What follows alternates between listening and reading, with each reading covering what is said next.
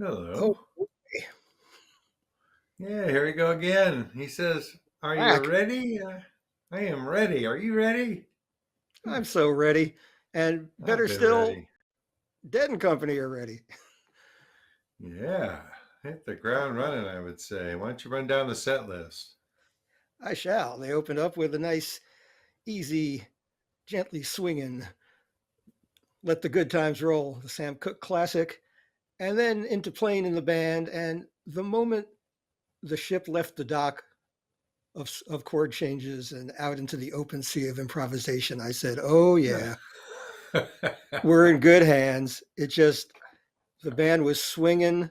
I was especially so happy to see Billy looking good and healthy and happy, Yeah, smiling a lot yeah. and just playing as only he can.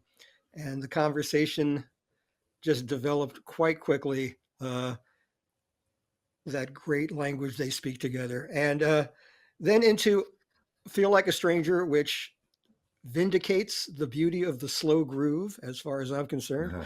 Uh, just I'm some sure you caught wonderfully, that little quote of my favorite things in the middle of that. indeed I did. Indeed I I did. thought you Not a did. song you would expect it in, but that's just the way we There like you it. go. Yeah. And then an absolutely stunning China Doll, beautifully sung by O'Teal, and John just taking a heartbreakingly beautiful solo on that. Followed by Brown Eyed Women, Jack Straw, and then closing out the set with Casey Jones. So we are off to a running start, and here we are on Dead Air, which we did all last year and had such a blast doing it. Are so happy to be We back, and did. we are here for, of course, for the purpose of entertaining you in a way that we hope a slide that says "Please stand by" does not. Provide some more interesting content, some interesting chatter during the halftime, and we also are serving a purpose on behalf of Nugs.net, aren't we, David?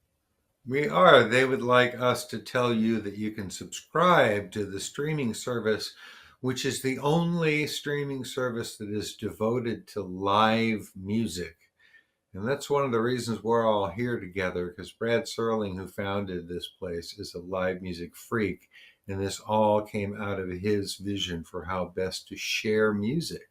And here we are years later and happy to be part of it. But the streaming service that you can subscribe to now includes the entire Dead and Company archive going back to 2016.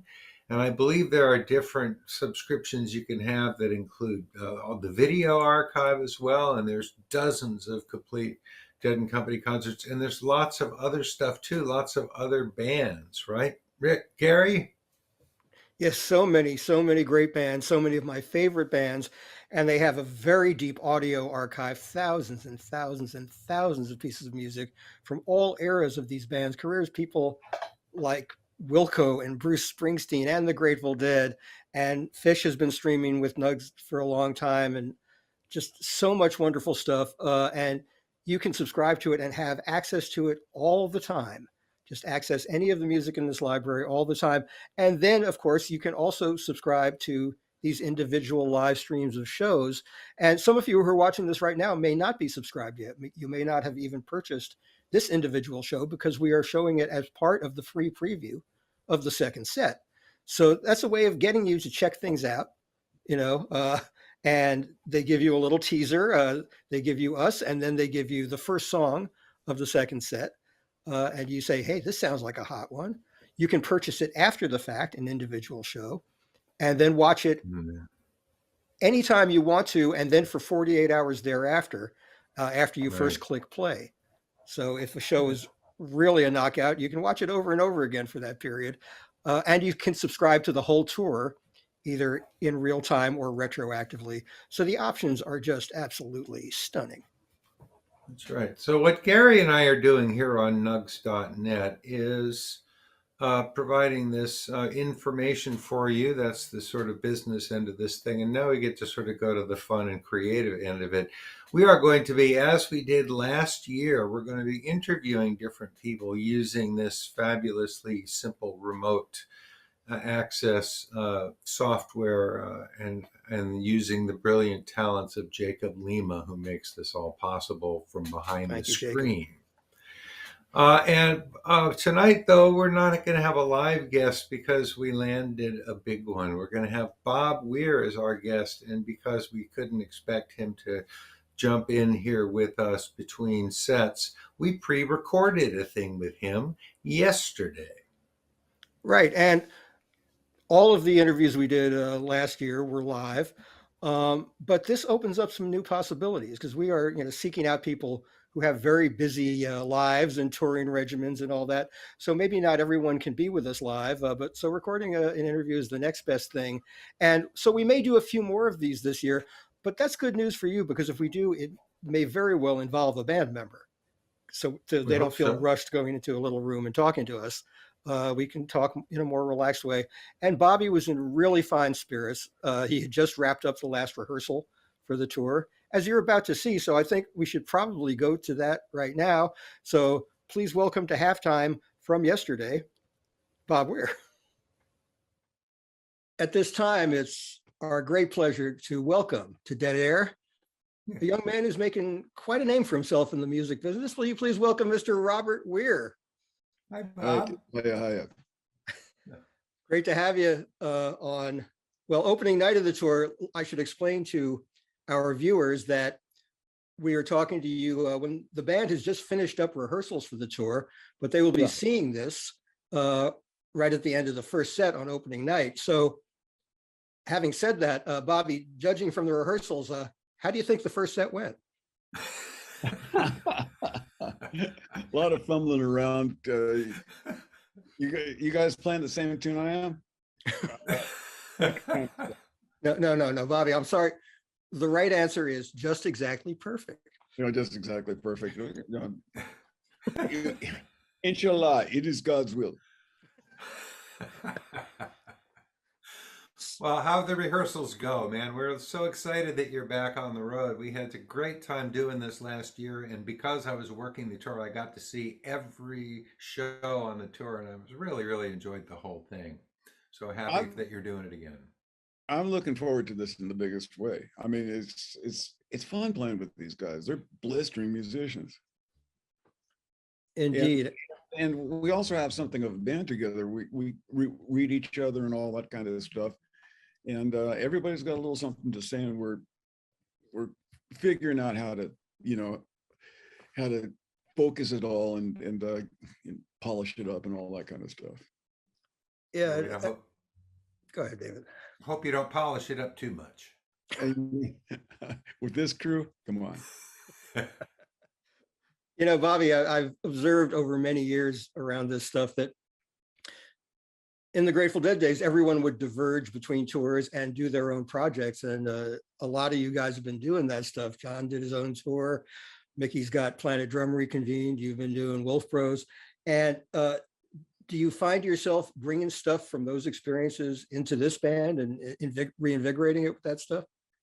I it's a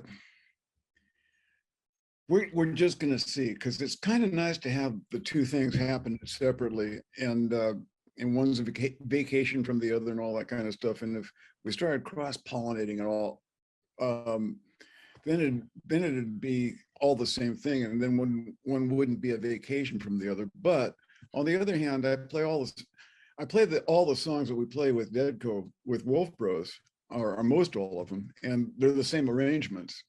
But we have our little wolf pack, which we could plug into Deadco, but with two guitars and two drummers, it's probably a little too thick to do that. So I think I'm more or less stuck with doing the wolf pack stuff with the smaller band. But everyday things change. I don't know. Well, I've certainly been enjoying the Wolf Bros material. The performances have been great. The Wolf Pack is just a tremendous ensemble, and the arrangements that you've come up with for stuff like the Weather Report suite have just been so wonderful Well, thanks. to hear. Yeah, we try to keep it. We try to please ourselves, and so in so doing, hopefully we're pleasing other folks. But we stack it up as high as we can get it. Yeah, the Wolfpack is is the realization of something that's been in the back of your mind for a long time, because I first talked to you for publication in 1973, and you had just done Wake of the Flood, and you had done that extended ensemble arrangement on the Weather Report suite, and sort of calling out parts of the musicians. So this is something you've had in mind to do for a long time, like taking the music that you were playing with the Grateful Dead and bringing new voices into it. So it must be really satisfying, a mere 49 years after the fact, to be doing that. And this is just one step, the last step toward the ultimate goal that we're doing in October, where we do it with a full symphony orchestra, 4 nights, all different. Right.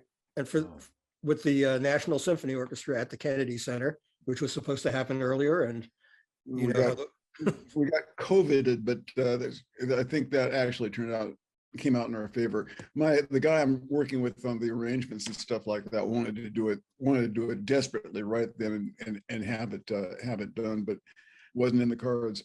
And I really think that the more chance I get to woodshed the arrangements, the better they'll be.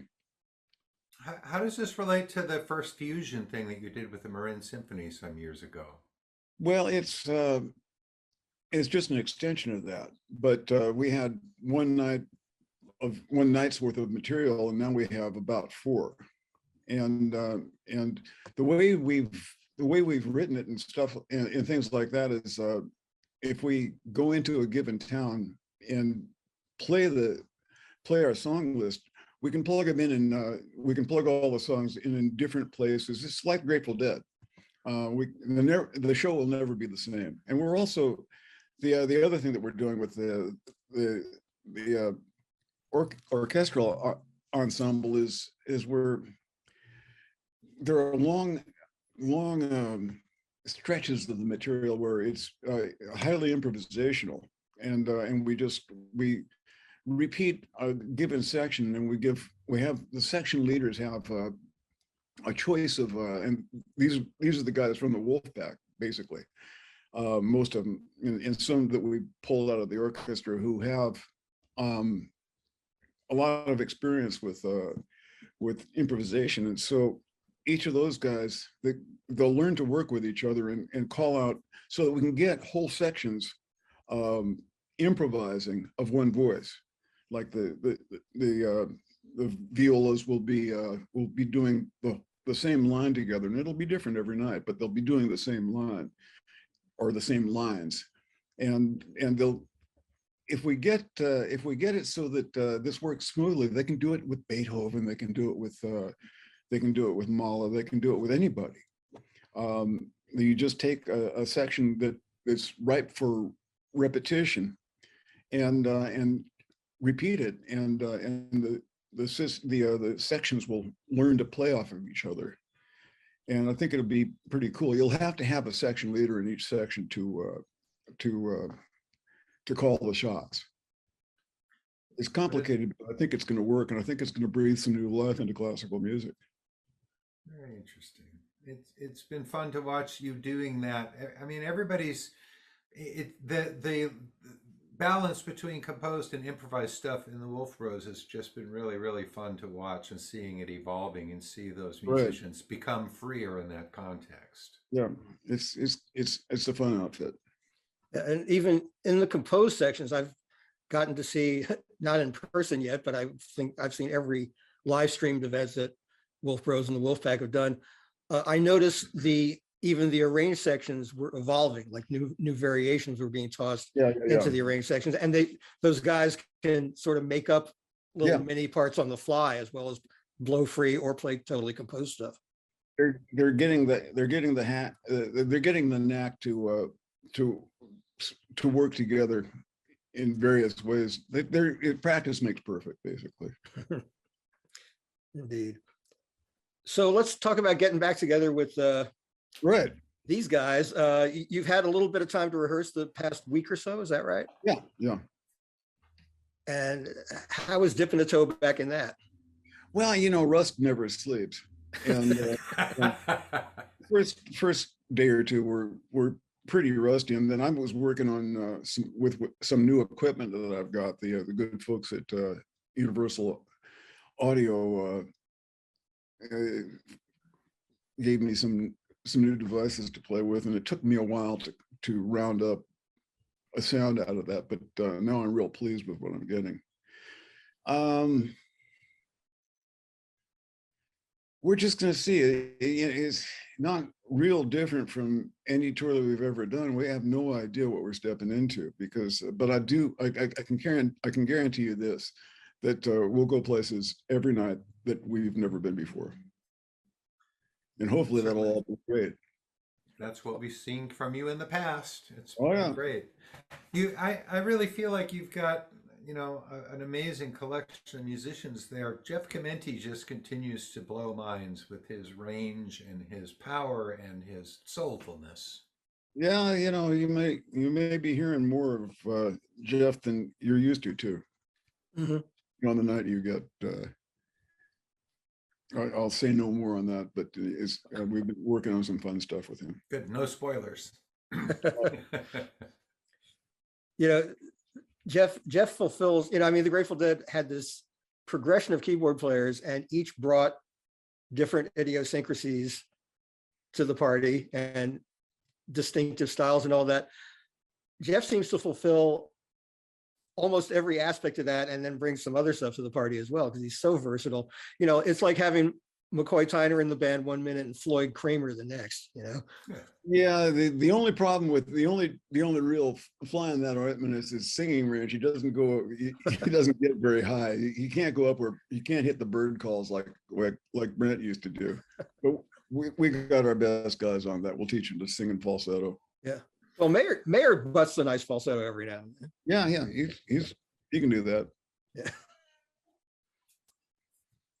So let's talk about the fact, you know, I understand Mickey is going to be bringing some of his Planet Drum stuff to bear in the shows. I think it was just mentioned on his social media that he's you know, he just put out this new Planet Drum material, and you know, last year he did a Voices of the Rainforest thing in the Drums in Space segment, where he actually had some stems of recordings that he worked into his loops. And I think there's going to be some actual Planet Drum grooves. So Zakir may be visiting from thousands of miles away, or Giovanni, or any of those people. That's an interesting technological capability. Yeah, that'd be great. I think Mickey's going to have to play along with it. The technology is what we've got so far.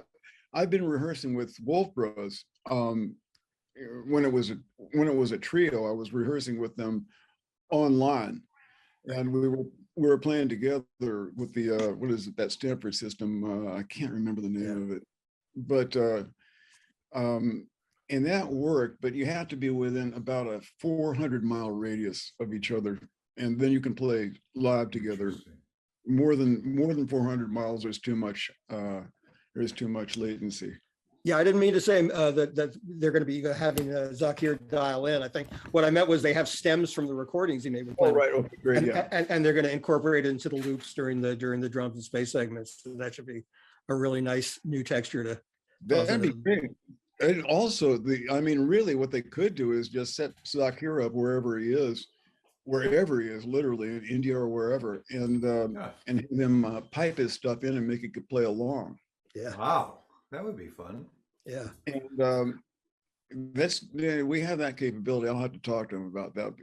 He'd be doing it. It'd be 9 in the morning or 10 in the morning, because it's about 24 hours different there. It'd be around 10 in the morning when we'd be popping him in, so he'd be bright and cheery. Oh. I'm sorry, my cat is here destroying my live situation. He just That's knocked all right. over a glass of water, but that's okay. He tried to unplug the whole camera too, but I didn't let him do that. Attacking the paparazzi. So Bobby, after this tour, you go on to the event in Washington, and then is there more Wolf Bros and Wolfpack already locked in on the horizon, or is it? That's the plan, yeah. Yeah. We'll go on tour after that. Great. Excellent. Yeah, it really is one of my favorite things you've ever done in your extracurricular activities. The Wolf Bros thing, I think we've got to flex it a bit. We've got to strip down to me solo, then trio stuff. That kind of shorts the guys who were. I got to figure this out because I don't want to short the guys who came to play, but at the same time, I right now I'm kind of lonesome for the trio. At the same time, everybody, it's fun to play with all those guys too. So I got to sort that out. I'll figure it out. Yeah, I think the more recent shows that I've seen, you were starting to get at that. Like you would do a solo song from Blue Mountain or something, and then the next one might be with just Jay and Gans, and then Jeff would come in. So it has there's almost a nice narrative flow to it. Here we strip it down. Now the story gets a little more elaborate. The plot thickens, as it were. Right. We construct the sets so that there's sort of an overarching theme to it, or a few overarching themes to them. Great. Well, I look forward to that. Very much looking forward to all of that. It seems like you are in no danger of slowing down anytime soon, sir. That's not what I'm here for.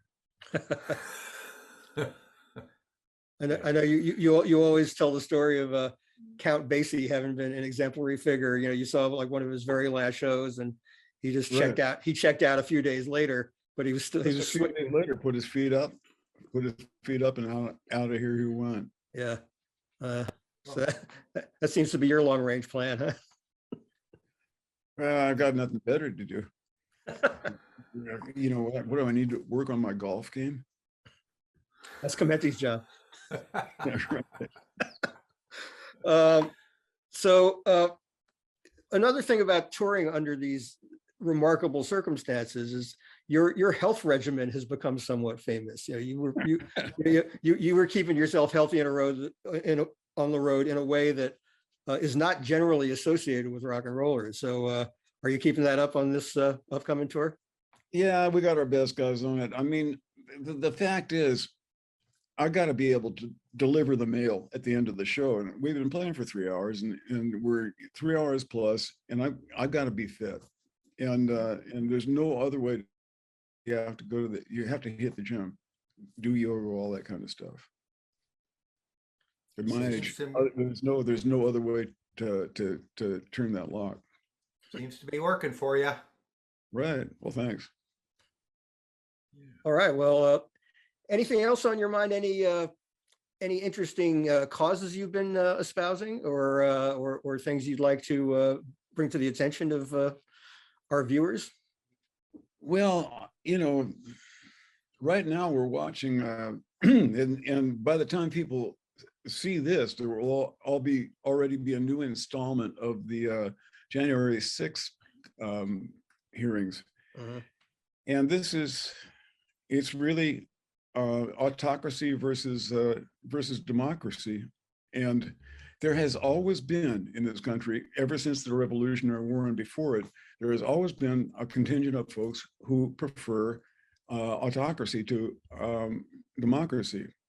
And it's never gone away. There during the 30s, for instance, we had that guy Lambert who flew across the Atlantic. He was big into autocracy. There have always been guys who were really, they thought that autocracy could be built off of meritocracy, or built through meritocracy, but that's not how it ever turns out. It always turns out cronyism, but they don't see that. And it's going to be interesting to see who goes for what in this country. But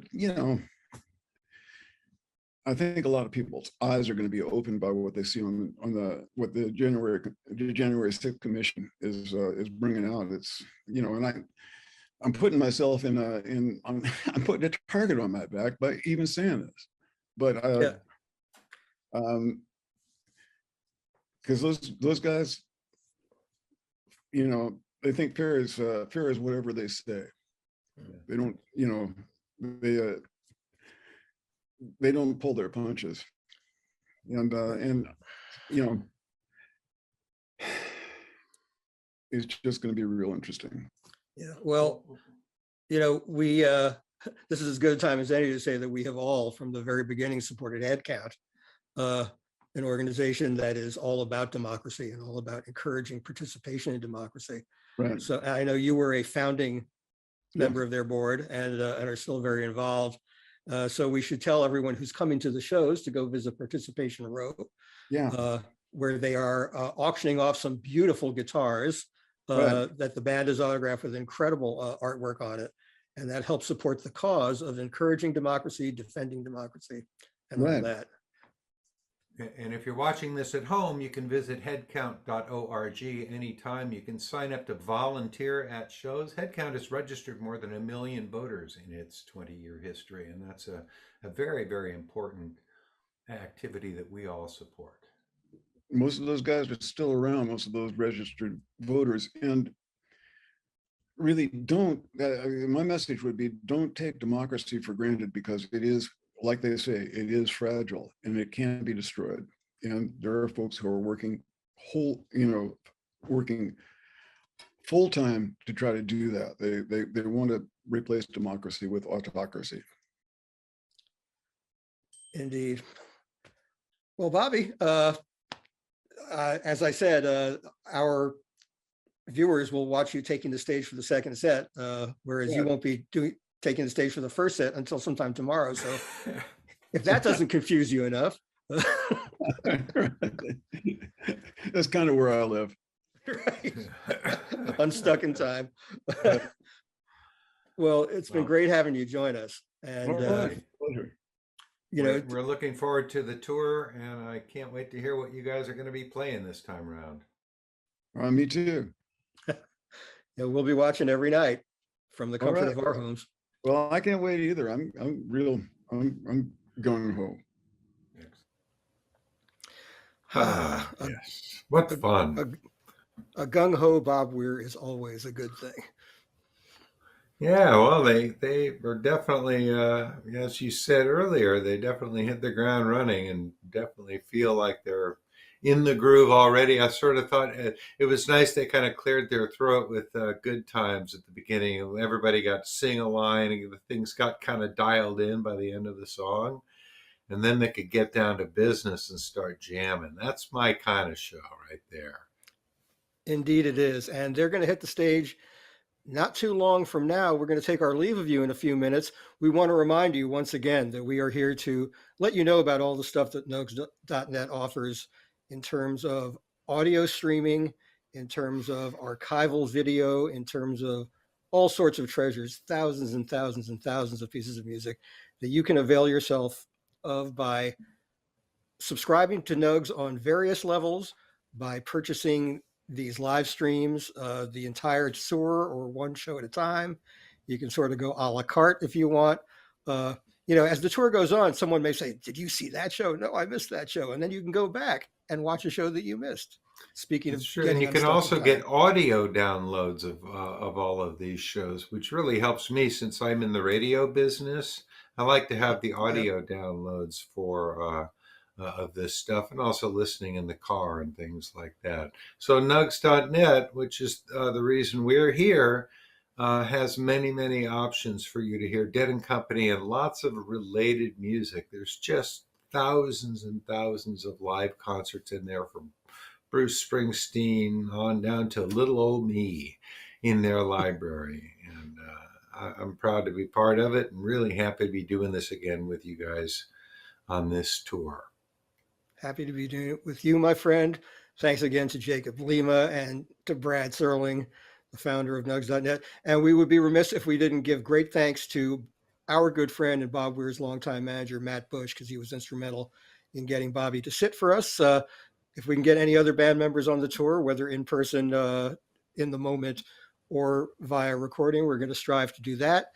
But I guess right now we're going to throw it back to the stage. It'll be a few minutes before the band goes on. So you will see that ever welcome slide that says, "Please stay tuned." But we will be back on Monday from Shoreline Amphitheater. We've got another wonderful guest lined up for you. And more guests. We've been booking away. We're filling in those spots as we go. That's an act of improvisation in itself, and It's we love true. doing it.